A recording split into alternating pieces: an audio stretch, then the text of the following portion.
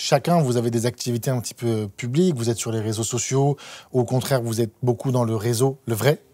Est-ce que vous pouvez nous raconter quelles sont vos méthodes de communication? Toi, je crois que tu es beaucoup sur Instagram. Comment tu fonctionnes? Quelle est ta stratégie de communication? J'ai fait le choix de me mettre sur Instagram.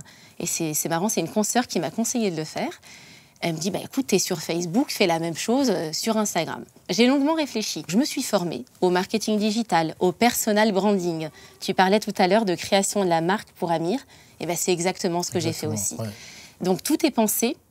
La stratégie éditoriale, sur quel sujet on va parler, de quel sujet on va parler, et tout ça pour dire qu'aujourd'hui, effectivement, j'ai une certaine visibilité. J'ai des demandes de personnes au-delà du droit pénal et du droit du travail, qui fait que j'ai créé Avocat Juste, une plateforme de mise en relation, donc sous la forme d'une legal tech, entre avocats et citoyens. Donc il est vrai que ma visibilité en ligne a changé ma vie, et vraiment ma carrière et mon cabinet. Ouais.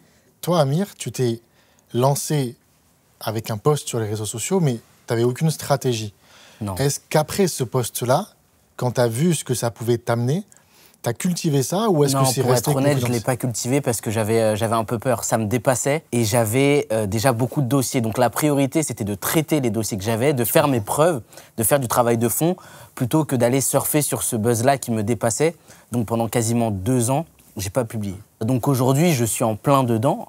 Justement, je réfléchis à différents leviers. Et alors, Alex et Vanessa, vous êtes des stars de la vraie vie, parce que moi, en fait, j'entends beaucoup, on vous voit pas trop forcément sur les réseaux, alors toi un petit peu plus, mais par contre, vous êtes dans plein de réseaux physiques. C'est quoi? Est-ce qu'il y a une stratégie derrière ça? Est-ce que c'est volontaire de votre part de vous engager? Non, je crois pas que ce soit vraiment une stratégie. C'est-à-dire que, en fait, effectivement, je me suis engagé auprès des jeunes confrères tôt dans ma carrière. Je continue de le faire aujourd'hui. Et en fait, c'est par plaisir. Et j'estime que ça fait aussi partie, l'avocat engagé dans son barreau, ça fait aussi partie de ta vie d'avocat. T'es sur Twitter? Oui, effectivement. Et t'es très bon sur Twitter. T'es très drôle sur Twitter.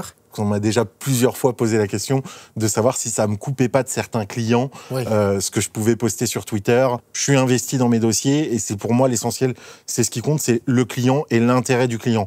Ce que je fais à côté, la manière dont je m'habille ou ou toutes les activités que je peux avoir au barreau, c'est accessoire pour lui. Lui, ce qu'il veut, c'est que je défende son intérêt. Mais c'est intéressant parce qu'effectivement, tu fais pas de choix de communication guidé par autre chose que ce qui te traverse l'esprit. Ouais, en fait, t'es naturel. Ça. Moi, je te croise souvent dans des salons. Comment tu gères? Alors déjà, quelle est l'impulsion derrière tout ça et comment tu gères ton temps? Bon, déjà, je vais vous faire une confidence. À vos stages, c'est mon 3e bébé sur le tard que j'avais pas prévu. Vous voyez, c'est celui qui est né par accident. On voulait faire une plateforme de matching. Donc, parfois même, on nous a appelé le Tinder des stages. C'est vrai que comme depuis 2016, nous, les avocats, on a cette possibilité d'avoir cette activité accessoire, que moi, je suis tournée vers la tech depuis longtemps et que j'essaye d'intégrer pour une logique de productivité et pour pouvoir maintenir mon cabinet solo à un bon niveau, je me suis intéressée à tout ce qu'il y avait sur le marché. Petit à petit, j'ai commencé à avoir une communauté sur LinkedIn. Par activité accessoire, au-delà même de la création d'une véritable entreprise, il y a l'idée de dédier un volume horaire important chaque semaine pour créer quelque chose qui n'est pas directement en lien avec ton métier d'avocat, ou directement la création de contenu. Mais moi, pour le coup, l'enseignement et tout ce que je vais faire en lien avec les étudiants, ça me prend un temps monstre chaque semaine.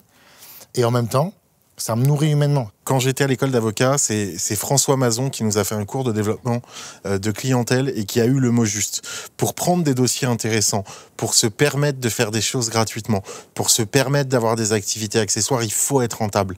C'est la rentabilité qui t'offre l'indépendance et la liberté et c'est celle qui t'offre le luxe de pouvoir choisir un dossier, le luxe de pouvoir accepter que ce que tu sais faire et le luxe de pouvoir dédier du temps gratuitement. Si t'es pas rentable, t'es pas en mesure de le faire. Après, effectivement, c'est pas le but poursuivi. Je pense qu'aujourd'hui, le but poursuivi, il est d'avoir une activité épanouissante, qu'elle soit volumineuse en termes horaires ou qu'elle soit plus réduite. Ça, c'est chacun qui le décide et le contrôle.